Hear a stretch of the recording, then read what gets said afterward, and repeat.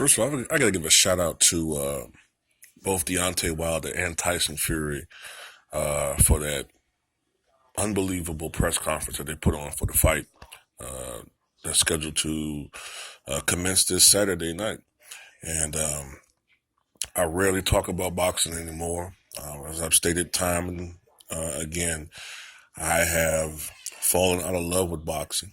The process started sometime about 10 years ago. Part of it was the inactivity of fighters. I grew up in an era where boxers fought 2 to 3 times a year. Now you're hard pressed to get a fighter to fight once a year now. Um, and more importantly, and the bigger reason is that you rarely get the fights that you want to see. I understand that, these guys worry about their future. These guys worry about having that brain scrambled. I understand that absolutely 100%. But then again, having said that, you know the dangers of boxing when you enter the sport. All right. And we pay our hard earned money to watch you guys perform. And we don't want to keep seeing an A-list fighter beating up on C and D level fighters. All right. If you, especially when you keep making historical comparisons with yourself to other fighters who consistently fought A and at least B level fighters. Okay? You cannot be a fighter fighting in 2018 and compare your fucking self to a fighter that fought in the 1940s and 50s and 60s and 70s who generally fought superior competition to you. All right? Those are the reasons. But in particular, also because I gotta give a third reason too. I'm a big guy myself. All right. So I've always been drawn toward the heavyweight division. And the heavyweight division has totally fallen off since the 1990s. In my opinion, the heavyweight division had, let me think before I say this. The heavyweight division had probably three golden eras. I used to say two, but I'm going to say three now. The 1990s, of course, when you had, Mike Tyson, although he wasn't the same Tyson in the 80s, but, he came back and he was, at least for the first couple of years, still a contender. You had Lennox Lewis, you had Evander Holyfield, you had Oliver McCall, you had Big George Foreman come back and win the title. You had Riddick Bowe, if I hadn't said him. Shannon Briggs. You had so many different other fighters. The late Tommy Morrison. I'm saying? The list goes on and on and on. And Michael Moore. So you had the 90s. You had 1970s. Muhammad Ali. That's all you got to say right there, man. Muhammad Ali. Joe Frazier. Prime George Foreman. Ernie Shavers. Arguably the hardest right hand in boxing history. George Foreman, arguably the hardest overall puncher in boxing history. Some say Foreman. Some say Shavers. So many other good fighters, of that era also. 1970s was just unbelievable, man. Ken Norton. And everybody fought everybody. The other era that I tend to bring up now too in the 1930s. Now I understand none of us really listen to this video and know anything about 1930s. All right, but there were some good fighters in that era. So you had, of course, the ascent of Joe Louis. You had what's his name? Jesus, I used to know these guys like. Now I have to really think to recall their names. Max Baer, whose son played Jeffro in the Beverly Hillbillies. Like I said, but Max Baer, Jimmy Braddock, all right, Sharkey, I think it's Jack Sharkey, all right. What the hell did Joe Louis fought, man? The German fighter, man. Jesus. His name is right there, and I can't think of it, man. Anyway, but you guys know what I'm talking about, man. The 1930s was another era with great heavyweight fighters. But we don't have that now. And,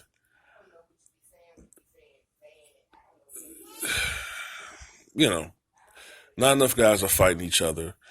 And then you have a lot of clowns out there. You know, Big Baby Miller, fucking clown. You know what I'm saying? Shout out to QuestX for his video showing how Big Baby Miller is like a coon does. He uses his opportunity to shit on another black guy, knowing exactly what uh, Wilder was talking about.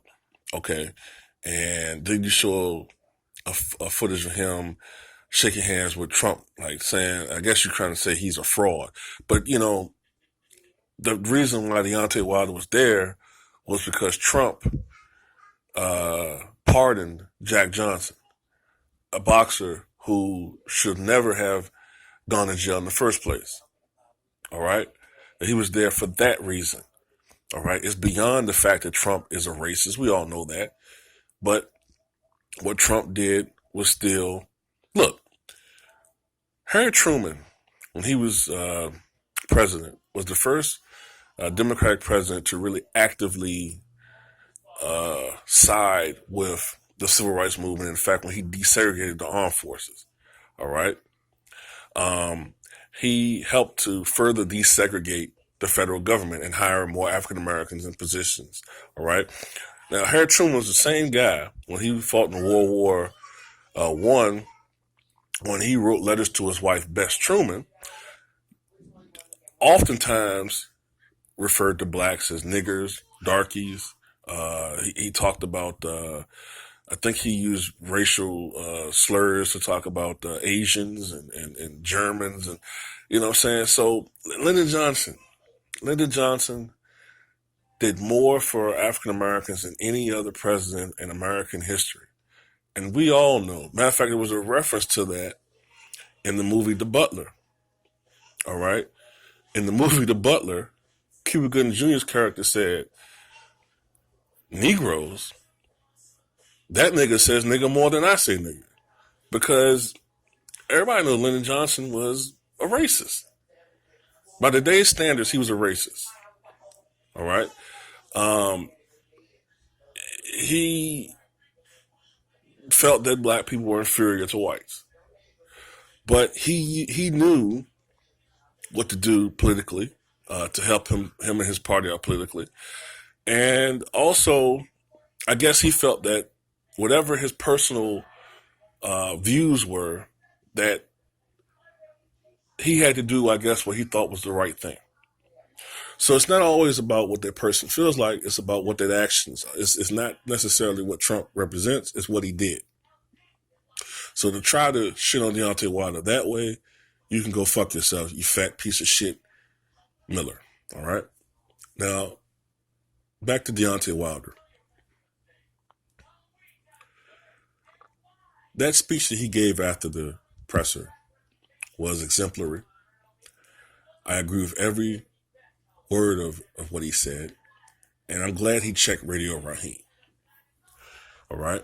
And before I go further into that, I want to give a big fuck you to The Independent. I hated how they worded. First of all, the picture that they used of Deontay Wilder, they made him like an animal. I always noticed that whenever they refer to a person of color who is giving an impassioned speech, they always tend to say rage. He raged at the journalist. He raged at so-and-so. But when it's a person of non-color, they're more entitled to say something more like, he gave an impassioned speech. I just love his intensity out there. He's so intense. Both us were animals that show rage.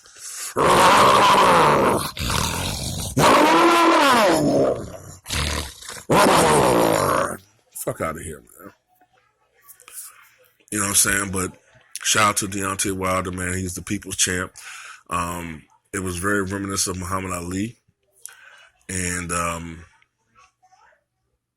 I get tired of people who don't understand what it's like to be a black person, especially in this environment now that we live in. It's not the same country I grew up in. It's become more racially polarized. I can feel it. I can see it. All right. Race relations have degraded somewhat in our country. And people forget that Muhammad Ali, for as popular as he was by the late 70s, the most popular man in the world, a decade earlier, he was the most unpopular person in America and possibly the world. Well, no, I think Hitler still was the most unpopular person in the world, but definitely in America. All right. And, Ali was probably the most unpopular living person in the world. He was considered unpatriotic. Joe Louis fought in his wars. Joe Louis stood for America, even though Joe Louis didn't actually fight in World War II. He just did exhibition matches, I think, and whatnot. But America repaid Joe Louis for his patriotism by robbing him blind of his money. To the point where he had to live off of the good, he had to live off the gratitude of his friends, like Frank Sinatra and whatnot, and other boxers. But Deontay Wilder, man, is a real one. And I want to just say salute to him. And there's another thing, too. I want to say this in closing, okay, real quick. A lot of people don't understand that Deontay Wilder is a passionate person, and he has specific viewpoints on certain issues that I agree with. When you're an athlete of color, oftentimes you have to use whatever motivations that you have to amp yourself up, especially in a fight, a sport like boxing. Like in pugilism, you can literally die. A person can legally kill you in the ring. All right. I'll just say it like this. There's a reason why Shaquille O'Neal, whenever he went against Sean Bradley, he was, or Sabonis, who played him well, but he was extra aggressive. He dunked on him hard, dominating. It's a reason behind that. All right.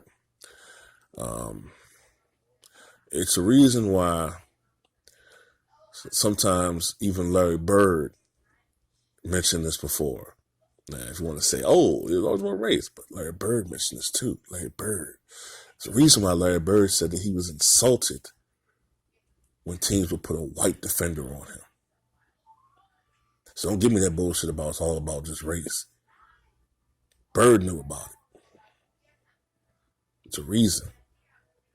You got to use whatever motivating tricks you have to play at your best level or to fight at your best level. And I think Deontay Wilder,